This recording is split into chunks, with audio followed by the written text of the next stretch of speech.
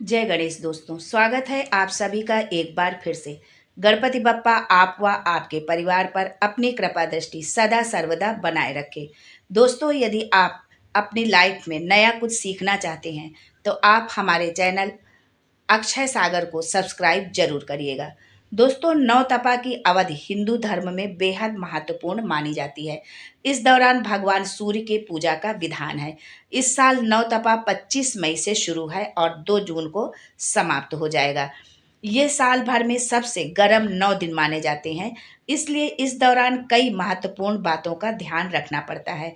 इस प्रचंड गर्मी से राहत पाने के लिए ठंडी तासीर वाली चीज़ों का सेवन ज़्यादा से ज़्यादा करना चाहिए। वहीं इन दिनों जो है भगवान सूर्य की पूजा का विशेष महत्व होता है। वैसे तो हम प्रतिदिन भगवान सूर्य को जल चढ़ाते हैं, अर्घ देते हैं, लेकिन इन 9 दिनों में उनकी पूजा का विशेष महत्व होता है और कुछ विशेष विधि से उनकी पूजा अर्चना की जाती है। सनातन धर्म में नौ तपा का बहुत महत्व बताया गया है। ज्योतिष शास्त्र के अनुसार इस समय सूर्य देव की पूजा और दान पुण्य से जातक को बहुत फायदा मिलता है। इस दौरान अगर विधि विधान से सूर्य की पूजा की जाए तो न सिर्फ आपको इसका शुभ फल प्राप्त होता है, बल्कि ऐसा करने से आपके जीवन में सुख समृद्धि का आगमन भी होता है।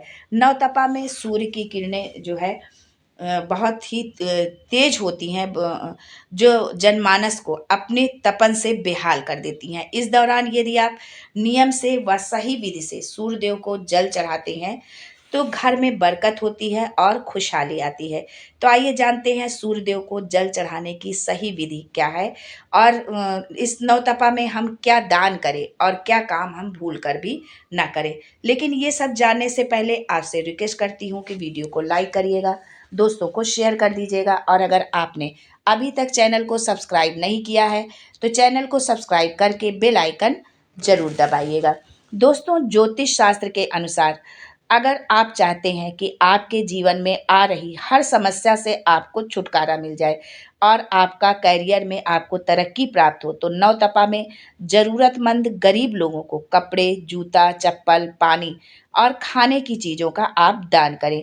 दोस्तों, प्रातः स्नान के पश्चात तो सभी सनातनी सूर्यदेव को अर्घ जरूर देते हैं, लेकिन अर्घ देने की सही विधि न पता होने पर हमें उसका पूर्ण फल नहीं मिलता है। सुबह जल्दी उठकर स्नान आदि से निवृत्त होकर जो है आप भगवान सूर्यदेव को जल अर्पित करें।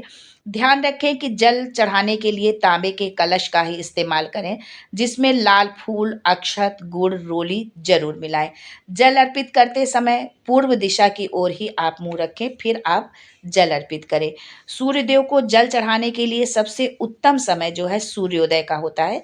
जिस समय सूर्य उदय होते हैं उसी समय जो है इस वक्त ही जल आप अर्पित करें, तभी आपको पूर्ण फल की प्राप्ति होगी। जल चढ़ाते वक्त सूर्यदेव के मंत्रों का जाप करें या गायत्री मंत्र का जाप करें। ध्यान रखें कि उच्चारण आप जिस भी मंत्र का जाप कर रहे हैं उसका उच्चारण जो है शुद्ध होना चाहिए। सूर्यदेव के मंत्र में ओम सूर्याय नमः, ओम घृण सूर्याय नमः या जिस भी मंत्र का आप जाप करते हैं सूर्यदेव का, वो मंत्र का आप जाप कर सकते हैं। और यदि सूर्यदेव का मंत्र का जाप आप नहीं करते तो गायत्री मंत्र का भी आप जाप कर सकते हैं। जल अर्पित करते समय जो है आपका हाथ जो है 8 इंच ऊपर होना चाहिए सिर से। सच्चे मन से सूर्यदेव से प्रार्थना करें और अगर पूजा में कोई भूल हो गई हो तो बाद में उनसे क्षमा भी जरूर मांगे। नवतपा के 9 दिनों में प्रतिदिन शिवलिंग पर शीतल जल या फलों का रस चढ़ाएं।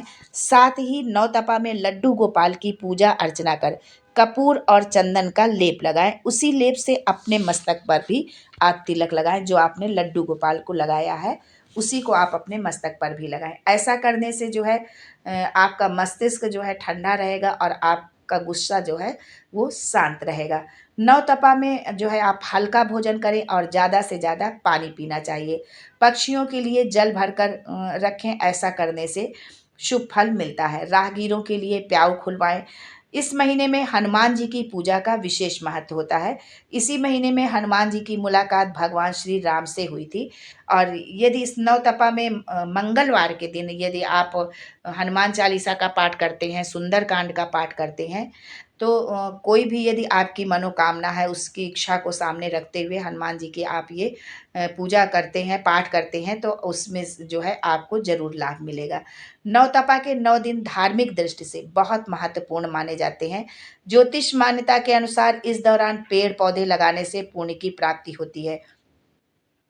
पद्म पुराण, विष्णु धर्मोत्तर और स्कंद पुराण के अनुसार इस समय धार्मिक और पवित्र पेड़ पौधे जैसे तुलसी, आंवला और पीपल आदि के पौधे लगाना बहुत शुभ माना गया है।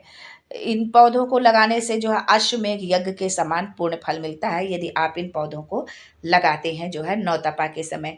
वहीं नीम, बेल, बरगद, आम और इमली के पौधे लगाने से आपको पाप कर्मों से छुटकारा मिलता है।